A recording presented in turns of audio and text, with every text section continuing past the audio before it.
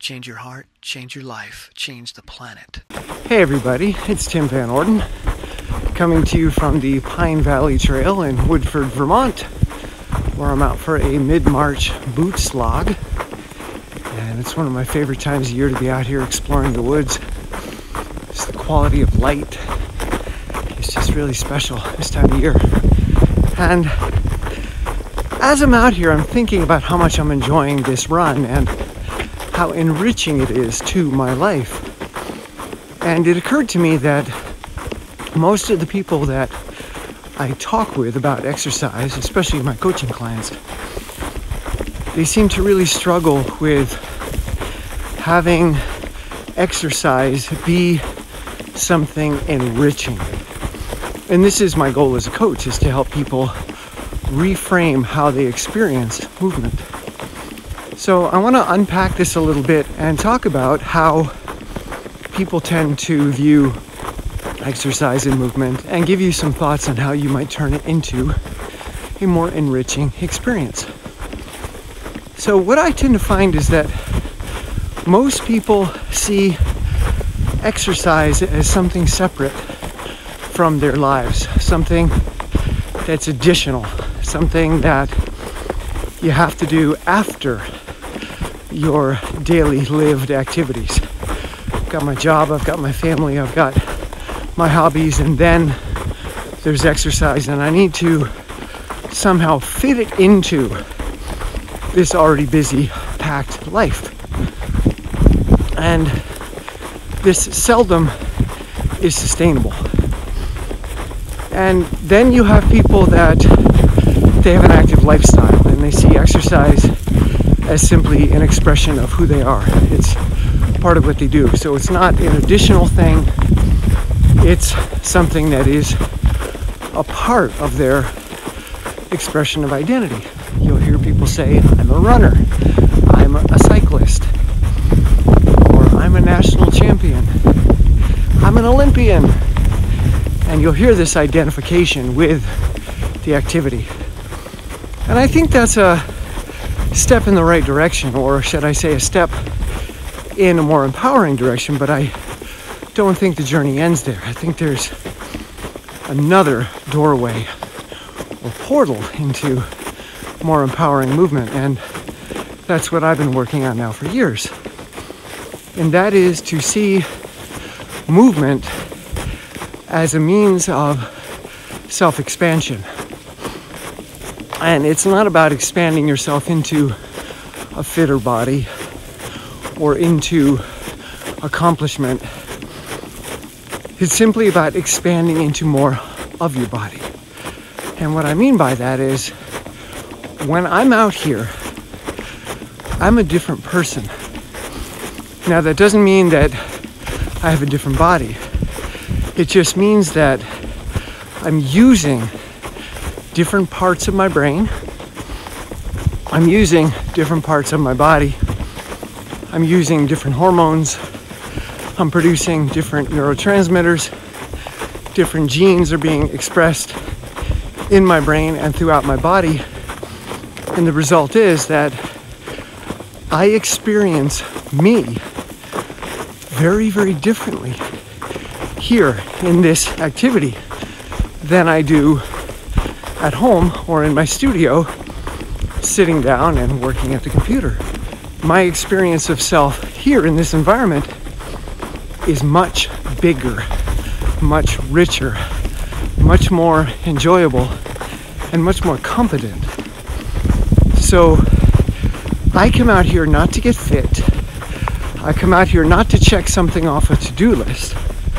I come out here to find out who I am.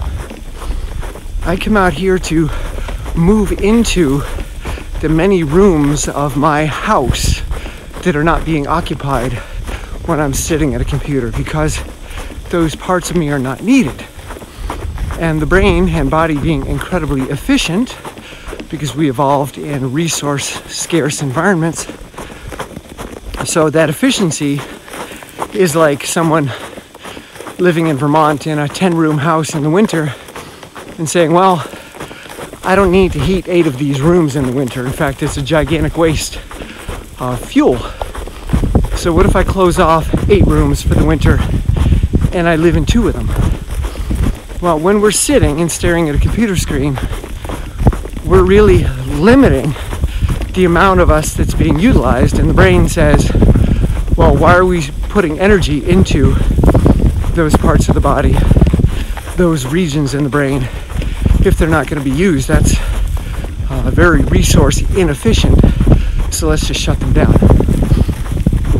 So when you're sitting and you're thinking and you're planning and you're narrating your life and who you are in it, or who you are in a social context, you're doing so with a very small subset of what is available in other environments.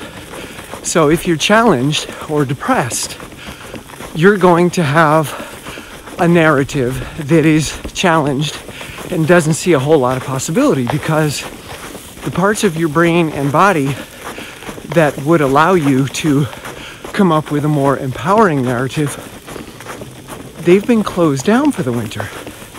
So I am really, really careful not to plan anything, not to predict, not to rank when I'm sitting and using a computer. So, for instance, the book, or the many books that I'm currently writing, I don't write them when I'm sitting at a computer. I come out here and I record my thoughts into a digital recorder, because much more of me is available and my brain thinks far more creatively when I'm out in these environments moving. So, back to my original point. If exercise is something that you have to check off on a to-do list because your doctor told you to do it, because your friends think you should do it, because you look at people in magazines and television and maybe they're thinner or more muscular than you, and you want to somehow emulate them, check that off the list, well, then you're likely to just see exercise as equivalent, whether it takes place in a gym, on a treadmill, on a bike, in the pool, on a track, on a road, or in the woods. It's all the same. It's just this thing called exercise. Got my heart rate up to a certain level for a certain amount of time. Boom, checked it off the list. And you're going to miss out on what's available in enriched environments, in environments that cause you to engage unconsciously different regions in the brain. You're not choosing to do it, it's happening. So this is a far more engaging environment and activity for my brain and body than being on a treadmill is. So you have to ask, what is your goal?